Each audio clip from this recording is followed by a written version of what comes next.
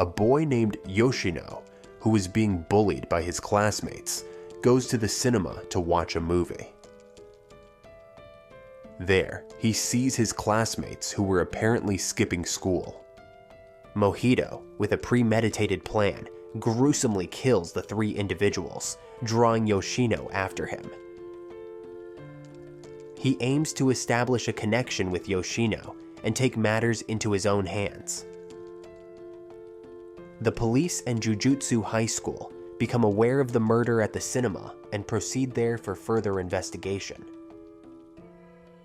Nanami, accompanied by Yuji, goes to the cinema to probe the incident and realizes it is the work of a special grade curse. They also discover its trail and pursue it, encountering several lower grade curses along the way, each engaging with one of them. Nanami, who was once a sorcerer at Jujutsu High School and had been instructed by Satoru at Yuji's behest, imparts necessary teachings to Yuji during the battle. Yuji recalls Satoru's advice: your punches reach your opponent with a delay. Overwhelmed with guilt after defeating the curse, Yuji seeks solace. During a conversation with Dr. Ieri, Nanami learns about individuals who have undergone severe physical alterations and are technically deceased.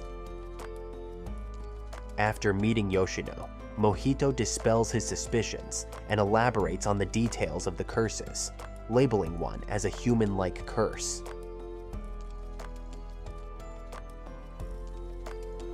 After seeing footage from the security cameras at the cinema, Nanami becomes aware of the presence of that boy and assigns Yuji and Ijichi the task of finding and interrogating him. Mojito delves into explaining and dispelling doubts, addressing Yoshino's suspicions. He states that the opposite of kindness is hatred, and those you hate must be eliminated. He mentions that he alone has access to people's souls and can transform them into anything, whether large or small objects. He grants Yoshino this authority. Yuji and Ijichi then begin plotting to track down this boy. Ijichi emphasizes the need to save him from the curse they are releasing, except when he is directly engaging with the curse. In that case, they must apprehend him. Meanwhile, Nanami heads to the location where Mojito is situated for their confrontation.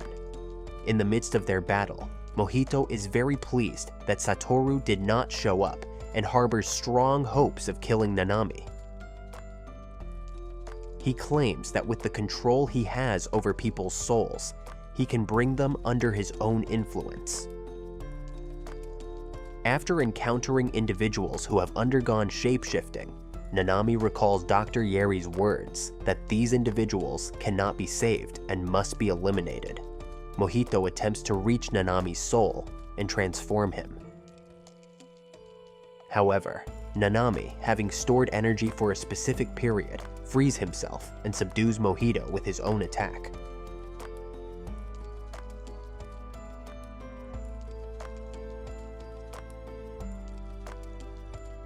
While Yuji waits for Ijichi to interrogate Yoshino, who is unavailable by phone, he begins questioning him himself.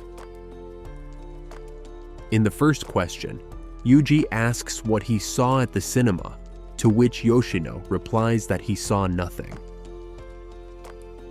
Yuji quickly shifts the conversation away from the topic at hand and starts chatting with Yoshino in a friendly manner about the movie they watched at the cinema.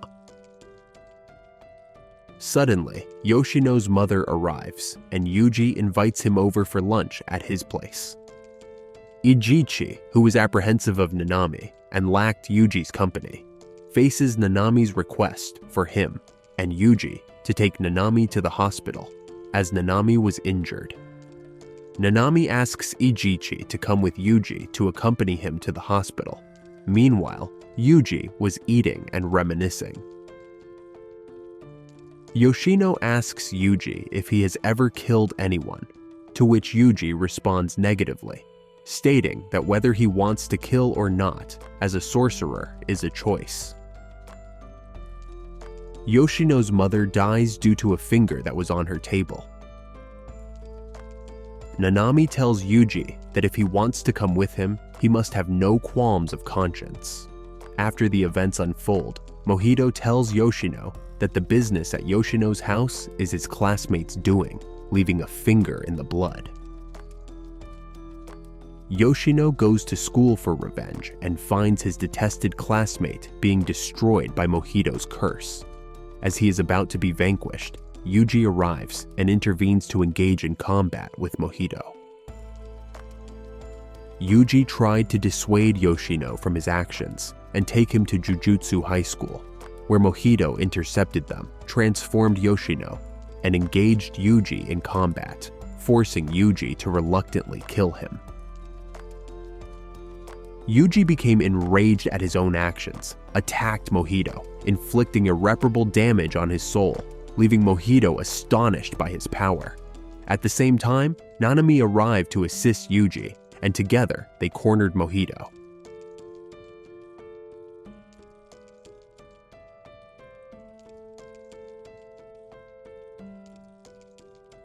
Realizing Mojito's injuries due to a bloodstain on his face, Nanami and Yuji conspired to kill him, ultimately succeeding.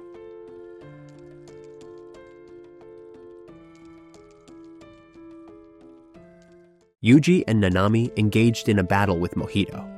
Mojito, who had no intention of killing Yuji, focused all his attacks on Nanami instead, using his shape-shifted humans to distract Yuji.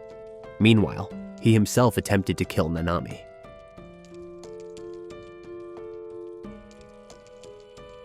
After enduring numerous strikes from Nanami and Yuji, Mojito establishes his own domain.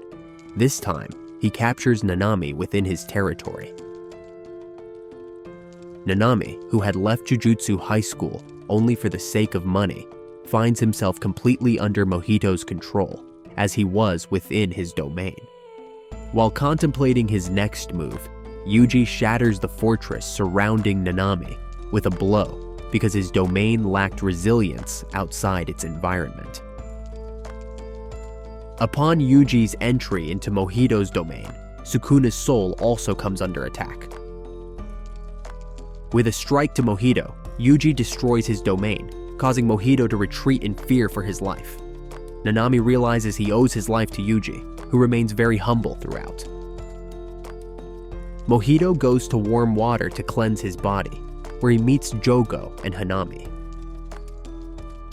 They discuss Sukuna's power and decide to steal Sukuna's fingers from the Jujutsu High School Museum. Satoru, feeling bored, offers Nanami a game to pass the time, which Nanami reluctantly agrees to play. Satoru, curious about what happened with Sukuna's recovered finger, asks Nanami, who reveals that he handed the cursed object over to the higher-ups. In a surprising turn of events, Satoru makes the decision to return to Yuji and his friends in a very ambitious manner, designing a special plan in his mind.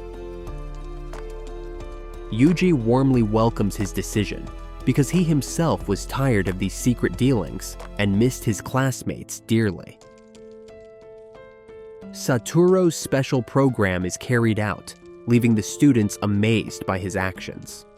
After Satoru introduces Yuji as Sukuna's vessel, Principal Gakuganji learns that Yuji is Sukuna's vessel and proposes killing him, suggesting that he should be eliminated during the competition.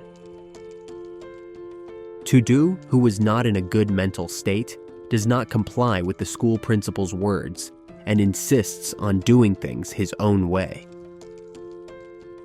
Yuji's classmates, surprised and very angry at Yuji for not informing them about his being alive, start strategizing for their confrontation with their rivals, with Yuji's participation.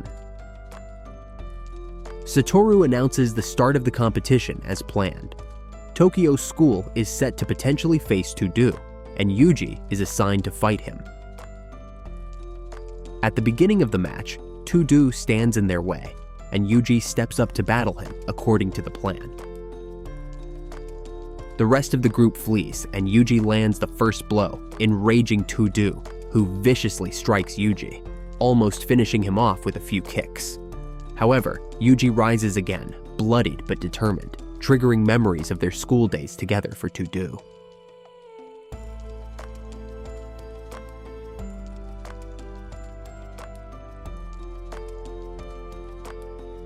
The students from Kyoto School surround Yuji with the intent to kill him. Suddenly, To-Do intervenes, dispersing his classmates and claiming Yuji as his own. This incident leads to the students of Tokyo School learning of Yuji's possible death. Panda reveals that the plan to kill Yuji belongs to the school principal Gakuganji. They are unaware of Yuji's good nature and only see him as Sukuna's vessel. Each sorcerer sees him as the vessel, not the person. Yuji and To-Do continue their intense battle. To-Do is amazed by Yuji's speed, performance, and the power of his punches. He challenges Yuji to release his energy simultaneously with his punches.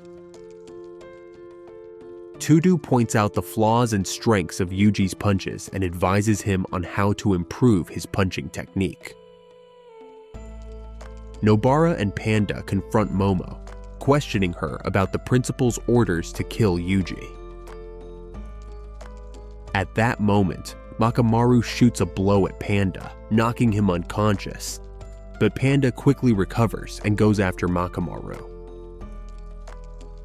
Initially, Makamaru lands several blows, gradually bringing Panda back to his senses, awakening his gorilla mode and nearly leveling the playing field with Makamaru.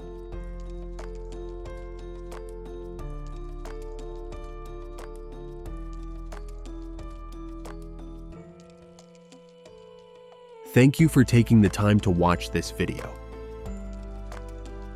Your support by liking and subscribing is truly valuable.